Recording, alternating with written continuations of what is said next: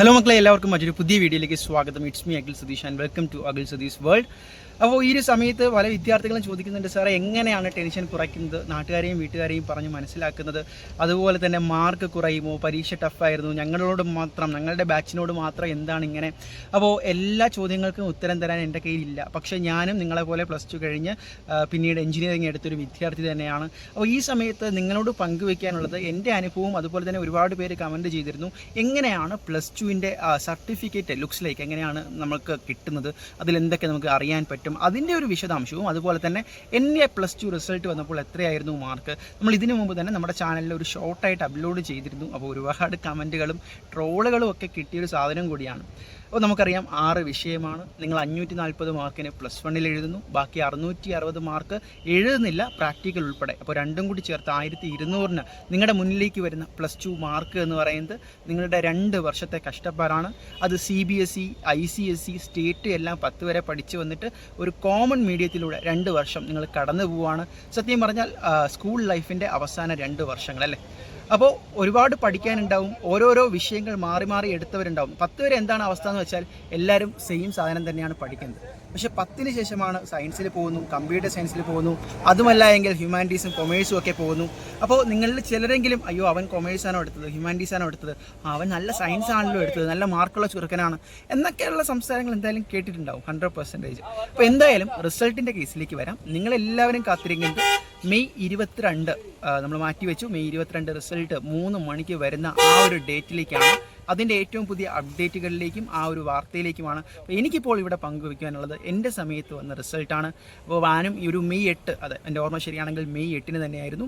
നേരത്തെ വന്നു, കുറച്ച് നേരത്തെ വന്നു. പക്ഷേ അന്ന് ആ സമയത്ത് അഡ്മിഷൻ സംബന്ധമായിട്ടുള്ള കാര്യങ്ങൾ വൈകിയിരുന്നു.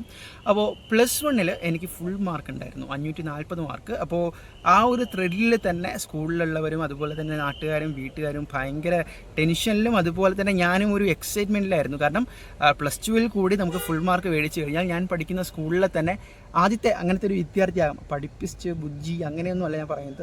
ഇതെന്ന് പറയുന്നത് നമ്മൾ ഇപ്പോൾ പഠിക്കുക അല്ലെങ്കിൽ നമുക്കൊരു മോട്ടീവ് ഉണ്ടെങ്കിൽ അത് നമുക്ക് ആസ്വദിച്ച് ചെയ്യാൻ പറ്റുമെങ്കിൽ അത് കളിക്കുന്നതായിക്കോട്ടെ പഠിക്കുന്നതായിട്ടെ എന്ത് കാര്യമായിക്കോട്ടെ അതിൽ നമുക്ക് ആനന്ദം കണ്ടെത്താൻ പറ്റും, ഹാപ്പിനെസ് കണ്ടെത്താൻ പറ്റും. അപ്പോൾ എന്നെ സംബന്ധിച്ച് ആ ഒരു +2 സമയത്ത് ഇത്ര ഒരു ആവേശം വന്നത് +1 ഫുൾ മാർക്ക് കിട്ടിയതുകൊണ്ടാണ്. അപ്പോൾ എനിക്ക് ആ ഒരു ടാർഗറ്റ് കംപ്ലീറ്റ് ചെയ്യണമെന്നുണ്ടായിരുന്നു. എന്നാലും ടെൻഷനാണ്. പക്ഷേ NSSൻ്റെ ഒരു ഗ്രേസ് മാർക്ക് ഉണ്ടായിരുന്നു, അതുകൊണ്ട് തന്നെ കുറച്ച് കോൺഫിഡൻ്റ് ഉണ്ടായിരുന്നു.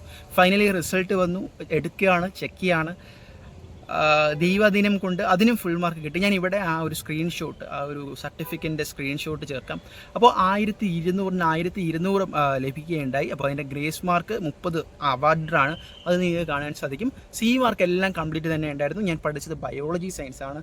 ഓരോ വിഷയങ്ങൾക്ക് നമുക്കറിയാം മാത്സിലൊക്കെ എവിടെയെങ്കിലുമൊക്കെ ഒന്ന് തെറ്റിയാൽ തന്നെ ഒരുപാട് മാർക്ക് പോകുന്ന തരത്തിലുള്ള ക്വസ്റ്റ്യൻസ് ആയിരുന്നു. പക്ഷേ അതിനെല്ലാം ക്രാക്ക് ചെയ്യാനും ആ ഗ്യാപ്പ് ഗ്രേസ് മാർക്ക് വെച്ച് ഫിൽ ചെയ്യാനും പറ്റി എന്നത് വലിയൊരു കാര്യമായിരുന്നു. അപ്പോൾ ആ ഒരു റിസൾട്ട് വന്നതിന് ശേഷം പിന്നെ ആ +2 റിസൾട്ടിൻ്റെ ഒരു ടെൻഷൻ അങ്ങ് മാറിക്കിട്ടി. പിന്നെ വന്നതെന്ന് വെച്ചാൽ ഇനി എങ്ങനെ അഡ്മിഷൻ, ഏതിലേക്ക് പോവും, അങ്ങനെയുള്ള കുറേ കാര്യങ്ങളാണ്. അപ്പോൾ നിങ്ങൾക്ക് സ്വാഭാവികമായിട്ട് ഈ ഒരു റിസൾട്ട് വന്നതിന് ശേഷം ഇനിയുള്ള കരിയർ ചൂസ് ചെയ്യുന്നത് ആണ് ഏറ്റവും ഇമ്പോർട്ടൻ്റ് എന്ന് ഞാൻ പറയും.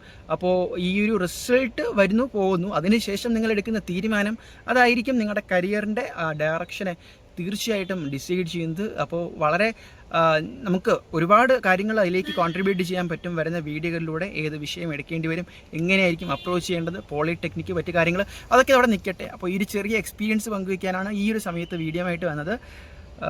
നിങ്ങൾ എങ്ങനെ എടുക്കുമെന്ന് എനിക്കറിയില്ല, കമൻറ്റുകൾ എങ്ങനെ ആകുമെന്ന് എനിക്കറിയില്ല. ഓക്കെ, എന്തായാലും ലെറ്റ്സ് സീ. തൽക്കാലം മറ്റൊരു വീഡിയോ ആയിട്ട് കാണാം.